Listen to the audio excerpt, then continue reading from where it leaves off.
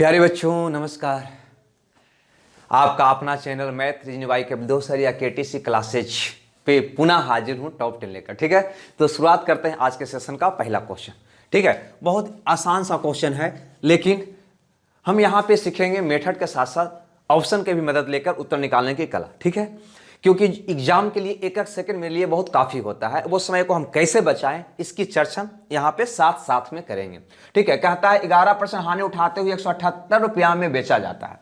मतलब ये कि 178 रुपया में बेचने पर 11% की हानि होती है,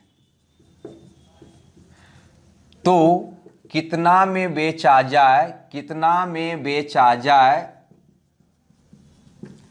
कि 11% का लाभ हो। कुछ क्वेश्चन इसी ढंग का है ना, या 11% लाभ है तो वस्तु को कितना में बेचा जाना चाहिए, है ना। हमारे पास 4 ऑप्शन भी है ना। ऑप्शन को हम अनदेखा नहीं करेंगे। 222.50। देखिए, आप सब लोग इसको जानते होंगे, ऐसी बात नहीं है, लेकिन फिर भी एक एक बात को मेरे सुनिएगा और समझने का प्रयास करिएगा। ठीक है, बहुत फायदा पहुंचाएगा। 267। तीसरा ऑप्शन है 222। चौथा ऑप्शन आपका दिया हुआ है 220। ठीक है, चलिए हम पहली मेथड की बात करते हैं, जिससे सब लोग अक्सर इस ढंग से बनाते हैं। क्या करेंगे, इतना रुपया में बेचने पर 11% का हानि होता है, तो इससे उल्टा गुना करिएगा तो क्या निकल जाएगा, क्रय मूल्य। ये क्रय मूल्य में पुनः इससे सीधा गुना करिएगा, ठीक है ना, 11% लाभ से, तो निकल जाएगा अंतिम विक्रय मूल्य। अब विक्रय मूल्य तो हमको अंतिम निकालना है, तो क्या करेंगे, 178 में 11% का मतलब 11% हानि है का मतलब हो गया 89/100, 89%। 11% हानि पर बेचने का मतलब 89% पर बेच रहा है, हमें निकालना है क्रय मूल्य, अतः उल्टा करेंगे, 89% का उल्टा हो जाएगा 100/89। और पुनः हमको ये मेरा क्रय मूल्य निकल गया, हमको चाहिए विक्रय मूल्य, वो भी 11% के लाभ पर। इसका मतलब ये हुआ कि 100 का सामान 11 रुपया बढ़ाकर मतलब 111% पर बेचा जाएगा, मतलब 111/100। ठीक है ना, ऐसे ऐसे कट जाएगा, 2 बार जाएगा, 222 रुपया मेरा आंसर हो जाएगा। ठीक है, ये तो मेरा पहला तरीका हुआ। लेकिन सोचिए गौर से, यहां पे क्या कह रहा था कि 178 रुपया में बेचने पर 11% का हानि होती है, तो कितना में बेचा जाए कि 11% का लाभ हो। तो ये लाइन को आप छोड़ दीजिए, हमको 11% पर के लाभ पर विक्रय मूल्य चाहिए, तो जो भी क्रय मूल्य रहा होगा, जो भी क्रय मूल्य रहा होगा उसका 11% लाभ चाहिए, मतलब 111% पर बेचना है। जो भी क्रय मूल्य रहा होगा, है ना, उसका 111% लाभ पर बेचना है, सॉरी 111% पर बेचना है। तो काहे को इतना कैलकुलेशन आप करेंगे, जैसे ये क्रय मूल्य आया ना जी, तो ये क्रय मूल्य में क्या किए, 111% मतलब 111/100 से गुना किए। तो सिर्फ और सिर्फ आप इस लाइन को देखो, क्या कर रहा है, 11% पर बेचा जाता है, तो विक्रय मूल्य क्या होगा, तो 11% पर बेचने का मतलब जो भी इसका सीपी रहा होगा उसका 111% पर बेचा जाएगा। 111% का मतलब हो गया 111 का मल्टीपल, मतलब जो भी विक्रय मूल्य आया होगा, जो भी विक्रय मूल्य आया होगा वह 111 का मल्टीपल होगा, 111 का गुणक में होगा। और 111 के गुणक में ये नहीं है, ये नहीं, ये नहीं, सिर्फ और सिर्फ कौन है आपका सी। 111 दूनी 222, बाकी न ई कट रहा है, नहीं कट रहा है, नहीं कट रहा है। 111 से तीनों में से कोई नहीं कट रहा है, सिर्फ और सिर्फ डी सी कट रहा है, अतः सी आपका उत्तर होगा। ठीक है, तो मेरा एक कंसेप्ट ये भी होगा। ठीक है, ये तो मेरा मेथड हुआ, ये हमारा कॉमन सेंस हुआ, है ना। इस कॉमन सेंस के आधार पे बहुत सारे क्वेश्चन को हम लोग हल करेंगे। ठीक है, चलिए देखते हैं क्वेश्चन नंबर 2 को। ये 2 नंबर का क्वेश्चन क्या कहता है, इसे भी देख लिया जाए, आपके स्क्रीन पे है। कहता है ए और बी की मासिक आय, ध्यान दीजिएगा, ए है और ये बी है, इसकी मासिक आय है 5:6, 5:6। आगे बोलता है उनका खर्च का अनुपात है 3:4, 3:4। यदि वह 1800 रुपया 1600 रुपया बचत करता है, मतलब ये 1800 रुपया बचत कर रहा है और ये 1600 रुपया बचत कर रहा है, तो बी की आय क्या है, बी की आय क्या है। देखिए, ऐसा कभी भी रहे तो कुछ नहीं करना है ना, क्रॉस अंतर निकाल लेना है। 5 चौके 20, अशेतिया 18, 20 में से 18 गया, कितना आया 2, अनुपातिक 2, इसका वैल्यू क्या होगा, तो ऐसे भागिए 18 चौके 7200, फिर ऐसे जाइए 16 4800, इसका अंतर निकालिए, कितना आ गया 2400। तो अनुपातिक 2 का वैल्यू कितना हो गया 2400। तो 1 का वैल्यू कितना हो गया 1200। हमसे पूछा है कि b का आय क्या होगा, तो b का आय कितना है 6 के बराबर। एक सिक्का का वैल्यू 1200, तो 6 सिक्का का वैल्यू बढ़ सका 7200 रुपया। अतः 7200 रुपया हमारा आंसर होगा, जो ऑप्शन डी में है। अतः डी आपका सही उत्तर होगा। ठीक है, चलिए उम्मीद है कि ये भी क्वेश्चन आपको समझ में आया होगा। देखते हैं क्वेश्चन नंबर 3 को, जो आपके स्क्रीन पे आपके आंसर के लिए मैं चल रहा है। नहीं, कहता है एक व्यापारी 405 रुपया में, एक व्यापारी 405 रुपया में 10 किलोग्राम सेब खरीदता है। उसमें से 1 किलोग्राम सेब सड़ा हुआ है। यदि वह 10% लाभ कमाना चाहता है तो बचे हुए सेबों को प्रति किलोग्राम किस दर से उसे बेचना चाहिए। 4 ऑप्शन भी हमारे पास है। नहीं, पहला है 49.5, दूसरा ऑप्शन है 48 रुपया, और तीसरा ऑप्शन है 46, चौथा है 47। ठीक है, यहां पे कुछ नहीं देखना है, सिर्फ अंतिम सेंटेंस का अंतिम पार्ट को देखो। कहता है यदि वह 10% लाभ कमाना चाहता है तो उसे किस दर से बेचना चाहिए। तो 10% लाभ हेतु बेचने का दर पूछ रहा है। इसका मतलब जो भी इसका सीपी रहा होगा उसका 110% पर बेचा गया होगा। 10% का लाभ का मतलब क्या होगा 110% पर बेचा गया होगा। 110% का मतलब जो भी आपका उत्तर आएगा वह 11 का मल्टीपल आएगा। और अगर 11 की मल्टीपल की बात करें तो 11 से ये भी नहीं जाएगा, ये भी नहीं जाएगा, ये भी नहीं जाएगा, 5 और 9 सिर्फ और सिर्फ कौन जाएगा, ए जाएगा। अतः ए आपका सही उत्तर होगा, ए आपका सही उत्तर होगा। अगर आप इसे बनाना चाहते हैं तो चलिए बनाकर भी देख लेते हैं इसको। ठीक है, बनाना होगा तो कैसे बनाइएगा। तो कहता है 450 रुपया में 10 किलोग्राम सेब खरीदा, उसमें 1 किलो सड़ गया। तो 10 केजी में से 1 केजी सड़ गया, बचा कितना 9 केजी। ये 9 केजी का उसका सीपी हो गया 405 रुपया, है ना। अब हमें विक्रय मूल्य चाहिए, वो भी 10% लाभ के लिए, मतलब 110% पर, है ना। ये तो हो गया 9 केजी का। हमें पर केजी चाहिए तो 1 केजी का विक्रय मूल्य हो जाएगा 405 गुने 110% का मतलब 110/100, और 9 केजी का चुकी हुआ तो भागा 9 कर देंगे। इस शून्य से इस शून्य जाएगा, ये कट जाएगा 9 चौक 36, 9 पचे 45, है ना। गुना कीजिए 5, 5 4 9 4, एक अंक के बाद दशमलव, 49.5 रुपया, जो ऑप्शन ए में है। ये बनाने का तरीका हुआ। लेकिन इतना काम आप ना करेंगे, सिर्फ और सिर्फ अंतिम पार्ट को देखिए इस क्वेश्चन के। हमसे बोला कि 10% लाभ चाहता है तो कैसे बेचा जाएगा। अरे भाई, तो 10% लाभ का मतलब 110% पर बेचेगा। 110% का मतलब 11 का मल्टीपल होगा। 11 का मल्टीपल सिर्फ और सिर्फ ये ऑप्शन में है। अतः ये मेरा सही उत्तर होगा। एक बात और आपको बताना चाहूंगा, जितने भी मैं क्वेश्चन लाए हैं वो ऐसा नहीं है कि ऑप्शन हमने सेट किया है, टोटल प्रीवियस ईयर का क्वेश्चन है। ठीक है, आप ट्राई करें, है ना। बहुत सारा क्वेश्चन इस ढंग से आप निकाल लेंगे। चलिए नेक्स्ट क्वेश्चन की ओर बढ़ते हैं। क्वेश्चन नंबर 4 जो CI से जुड़ा हुआ क्वेश्चन है। ठीक है, ये कहता है कि कोई धनराशि चक्रवृद्धि ब्याज की दर से 3 वर्षों में स्वयं का 3 गुना हो जाता है। ठीक है, कहता है 3 वर्षों में स्वयं का 3 गुना हो जाता है। तो कितने वर्षों में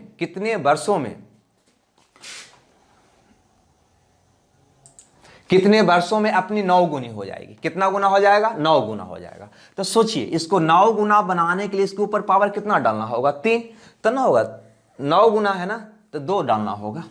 कितने वर्षों में 9 गुना हो जाएगा। ठीक है, तो 3 को 9 बनाने के लिए 3 तिया 9 पावर 2 डालना होगा। बस कुछ नहीं करो, ये दोनों को गुना कर दो, बस वही आपका समय हो जाएगा। 3 दूनी 6 वर्ष। कितना हो जाएगा 6 वर्ष। ठीक है, देख लीजिए ऑप्शन कौन में है, तो ऑप्शन 3 में है। 3 आपका सही हो। ठीक है, एक मिश्रण का क्वेश्चन है, क्वेश्चन नंबर 5, उससे भी देख लिया जाए। कहता है 3 प्रयोगों में अम्ल और पानी का अनुपात, अम्ल है और ये पानी है, अम्ल और पानी का अनुपात है 2:1। आगे बोलता है 3:2, उसके बाद बोलता है 5:3 है। 5:3 है। यदि समान मात्रा में तीनों प्रयोगों के एक मिश्रण बनाया जाता है तो मिश्रण में पानी और अम्ल का अनुपात क्या होगा? पानी और अम्ल का अनुपात क्या होगा? आपके पास ऑप्शन है 120:133, दूसरा ऑप्शन है 227:133, तीसरा ऑप्शन आपका है 227:120 और चौथा ऑप्शन आपका है 133:227। ठीक है, अब यहाँ पे सिंपल सा फंडा है ना। सबसे पहले कभी भी कई मिश्रण को मिलाकर एक नया मिश्रण बनाया जाए तो सबसे पहले इसकी मात्रा को आप बराबर कर लें, है ना। मात्रा बराबर कैसे करेंगे? तो देखिए, इसका ये हो गया 3, ये हो गया 5, ये हो गया 15, 5 या 15, 3, 5 और 15 का एलसीएम आप निकाल लीजिए। तो 3, 5, 15 का एलसीएम कितना हो जाएगा? 15, माने सबको 15 बना देना है। ठीक है ना, सॉरी गलती हो गया जी, 3 हो गया, 3 2 5, 5 3 8 हो गया ना, 8 हो गया। तो सबसे पहले 3, 5, 8 का एलसीएम ले लेना है, तो 120 हो जाएगा। 5 या 15 8 20 120 हो जाएगा। ठीक है, या तीनों का गुणनफल इसका एलसीएम हो जाएगा। तो करना क्या है, सबको 120 बनाना है। 120 बनाने के लिए अब सोचिए कि इसमें कितना से गुना कर दें। 3 तो इसमें है तो ये दोनों से गुना कर दिए, 8 5 40 से। ठीक है, यहाँ पे इसमें कितना से गुना करें तो 5 तो इसमें है तो इससे गुना कर दिए, 8 3 24 से। यहाँ पे आ जाइए, इसमें तो 8 है तो किससे गुना करें? 3 5 15 से, 5 3 15 से। बस सबका आयतन क्या हो गया? बराबर हो गया। अब पहले पानी है, पानी को निकालिए। पानी कितना हो जाएगा? तो 40, इसमें हो जाएगा 24 दूनी 48, इसमें हो जाएगा 15 3 45। इतना पानी हो गया। 8 5 13 के 3 बाकी 1, 3 3 वाला होगा और 3 अंतिम में 3 सिर्फ और सिर्फ इसमें है, अतः डी आपका सही उत्तर होगा। पूरा कैलकुलेशन मत करिए, ठीक है, पूरा कैलकुलेशन मत करिए। 1 सेकेंड भी आप बचाते हैं एग्जाम में तो बहुत आपके लिए, है ना, कारगर साबित होगा। ठीक है, ऐसे हम यहाँ पे हम बना रहे हैं इसलिए पूरा हम इसको बनाएंगे। देखा जाए, पानी हो जाएगा पहल का मिश्रण में 40, दूसरका में 48, तीसरका में 45, 8 5 13 3 बाकी 1, 4 3 12 13 133 हो गया। ये पानी हो गया। अम्ल अब का हो जाएगा कितना? 40 दूनी 80, 24 3 72, 15 5 75, 5 2 7, 7 7 14 8 22, 227, 133:227, जो ऑप्शन डी में है। डी आपका सही उत्तर होगा। लेकिन आंसर निकालने के लिए, है ना, इकाई अंक से भी अगर आपको चारों ऑप्शन में सट जाता है तो बस उसी का यूज करके बनाइए। ठीक है, खैर कोई बात नहीं। देखते हैं क्वेश्चन नंबर 6 को। टाइम एंड वर्क का क्वेश्चन है, ये क्या कहता है। ठीक है, थोड़ा ज़्यादा फास्ट है क्या?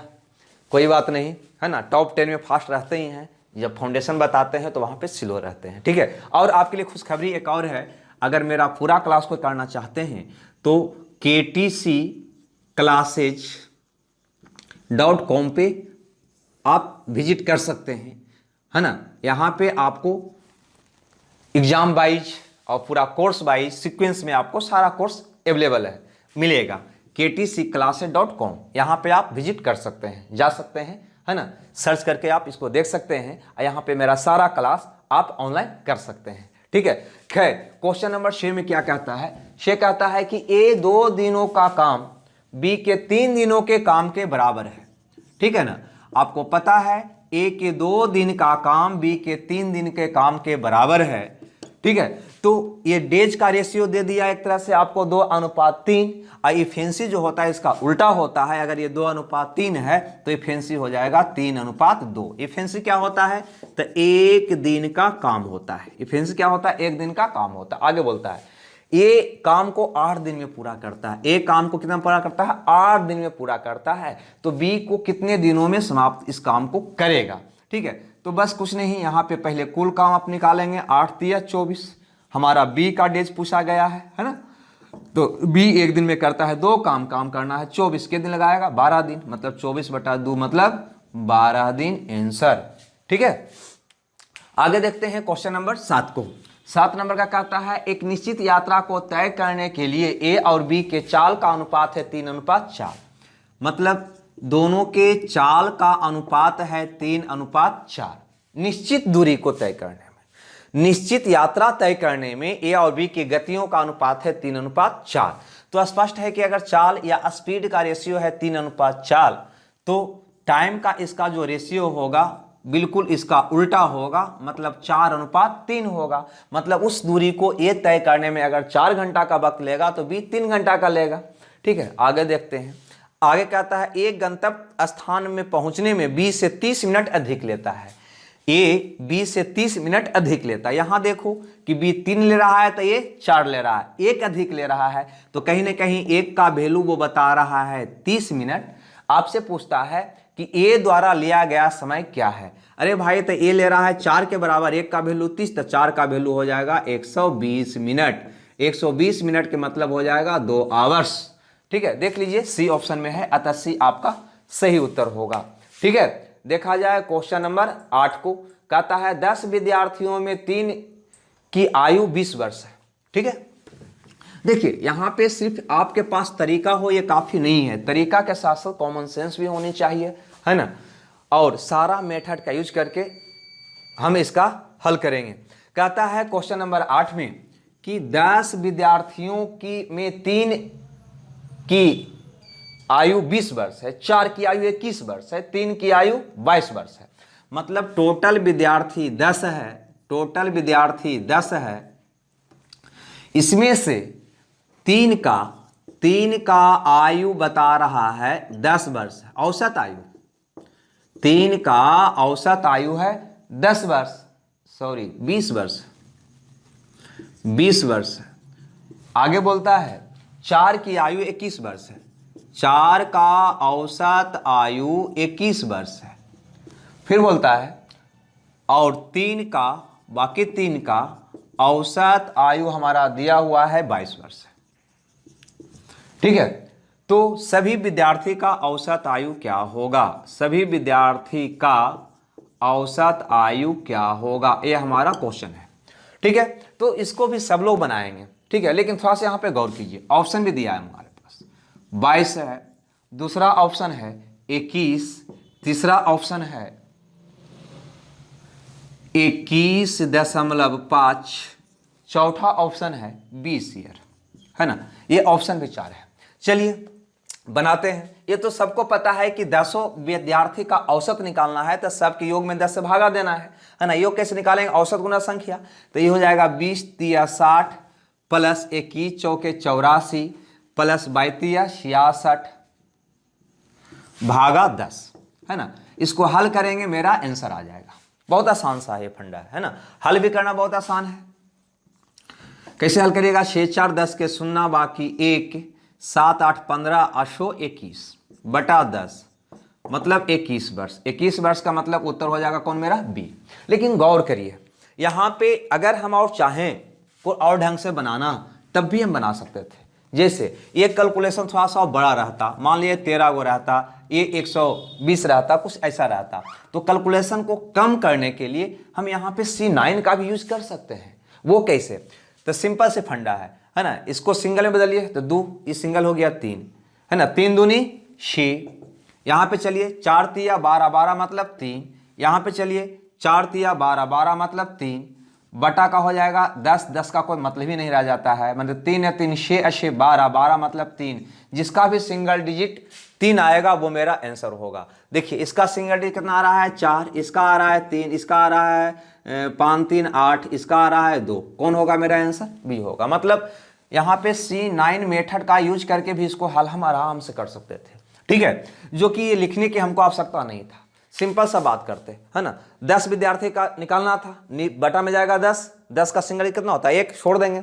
ऊपर में कितना आ गया, तो 2 तिया 6 आ गया। यहाँ पे कितना आ गया, तो 3 4 12 3 6 3 9 मतलब 0। फिर कितना आ गया 4 तिया 12 12 मतलब 3 मेरा रिजल्ट हुआ, जो ऑप्शन बी में है, अतः बी मेरा सही उत्तर होगा। ठीक है, चलिए कोई बात नहीं, देखते हैं क्वेश्चन नंबर 9 का। 9 क्या कहता है, ठीक है। 9 नंबर का क्वेश्चन कहता है कि एक संख्या में जब 10 से भागा दिया जाता है, एक संख्या में जब 10 से भागा दिया जाता है तो 9 शेष बचता है। एक संख्या में 10 से भागा दिया जाता है तो 9 शेष बचता है। फिर कहता है जब 9 से भागा दिया जाता है तो 8 शेष बचता है। उसके बाद बोलता है कि जब 8 से भागा दिया जाता है तो 7 शेष बचता है। तो वह संख्या ज्ञात करें। यहाँ पे भी 4 ऑप्शन आपके पास है ना। पहला ऑप्शन यहाँ पे दिया हुआ है 1539, दूसरा ऑप्शन आपका दिया हुआ है 539, तीसरा ऑप्शन आपका दिया हुआ है 359। चौथा ऑप्शन आपका दिया हुआ है 1359। ठीक है, यहां पे भी आप दो तरीका से इसको हल कर सकते हैं। सबसे पहला तरीका, पहले तो इसका अंतर निकालेंगे, कितना आ जाएगा, 1 1 1 1। ठीक है, और आपको पता है कि वह संख्या कौन होगा, तो वह संख्या जो होगा ये तीनों का एलसीएम -1 होगा। अगर 10 9 8 का एलसीएम निकालते हैं, 10 9 8 का एलसीएम निकालते हैं तो 10 लीजिए, है ना। 9 को देखिए, 9 इसमें नहीं है, 9 डाल दीजिए। 8 को देखिए तो 8 में है 3 गो 2, 1 गो 2 तो यहाँ पे है, बाकी 2 गो 2 नहीं है, तो 2 गो 2 डाल दीजिए, मतलब 360 हो जाएगा। ठीक है, ये इसका एलसीएम हो गया, ये संख्या क्या हो गया, एलसीएम हो गया। अब इसमें से एक को क्या कर देना है, घटा देना है, 359। पहला तरीका तो आपका ये हो गया 359 ए सी। दूसरा तरीका ये था कि आपको पता था कि इसमें से जो भी इसका एलसीएम आया होगा उसमें से एक घटाने के बाद ये लिखा गया है, तो सब में एक प्लस करके, है ना, ये तीनों का मल्टीपल आप चुन सकते थे। ठीक है, चलिए देखते हैं क्वेश्चन नंबर 10 को, है ना। क्या कहता है, 1 + 1 + 1/x, 1 + 1/x + 1 into 1 + 1/x + 2 into 1 + 1/x + 3 equal to भाग, है ना। 4 ऑप्शन है। पहला ऑप्शन 1 + 1/x + 4, दूसरा ऑप्शन है x + 4, तीसरा ऑप्शन आपका है 1/x, चौथा ऑप्शन आपका है x + 4/x। ये है हमारा। ठीक है, तो ऐसा करिए, ऐसा प्रश्न जब भी हो तो x का मान पुट करके बनाइए। अगर x का मान आप 0 लेते हैं, ठीक है, तो 0 लेते हैं तो थोड़ा सा देखिएगा, यहाँ पे 1/0 आ जाएगा। कभी भी x का वैसा मान लें जिससे हर में 0 ना आए, 0 आने से वह मान इन्फिनाइट हो जाता है। ठीक है, अतः 0 से परहेज करना है, हर में 0 नहीं आना चाहिए, मतलब हम x का मान 0 नहीं ले सकेंगे। तो ऐसा करते हैं, 1 लेके देखते हैं। तो 1 लेने पे समस्या क्या आ रही है कि 1 रखते हैं तो 1 + 4 ये 5 आ जाता है, यहाँ पे भी 4 1 5, यहाँ पे भी, मतलब 2 ऑप्शन का मान बिल्कुल सेम आ जाता है। तो अगर बाई चांस आंसर या तो ये होगा तो हम डिसाइड नहीं कर पाएंगे, अतः एक भी यहाँ पे लेना उचित नहीं होगा।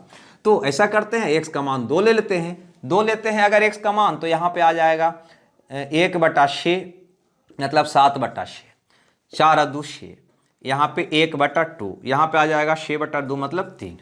ये ऑप्शन आ जाएगा, चारों ऑप्शन 4 तरह का, अतः हम x का मान 2 ले सकते हैं।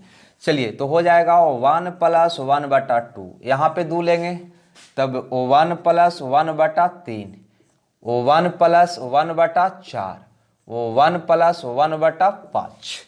हल करिए तो 3/2, 4/3, ये हो जाएगा 5/4, ये हो जाएगा 6/5। 5 से 5 जाएगा, 4 से 4, 3 से 3, 2 3 6। आपका उत्तर आएगा 3, जो ऑप्शन डी में है, अतः डी आपका सही उत्तर होगा। तो दोस्तों, ये था आज का 10 क्वेश्चन। उम्मीद है कि ये बढ़िया लगा होगा, और चूंकि होली के बहुत दिन बाद हम लोग मिले हैं, थोड़ा सा पढ़ाने में भी थोड़ा सा अंग नहीं लग रहा है, इस बात को आप समझ रहे होंगे। लेकिन हाँ, और भी मेरा क्लास चाहिए तो ktcclasses.com पे आप जाकर मेरा कोर्स सर्च कर सकते हैं, है ना। आपके लिए वो ऐप और वेबसाइट डेवलप हो रहा है, अब लगभग डेवलप होने के कगार पे है, तो यहाँ से भी आप मेरा कोर्स का लुत्फ उठा पाइएगा। ठीक है, तो बस इसी के साथ हम आपसे विदा लेते हैं। Okay, bye bye.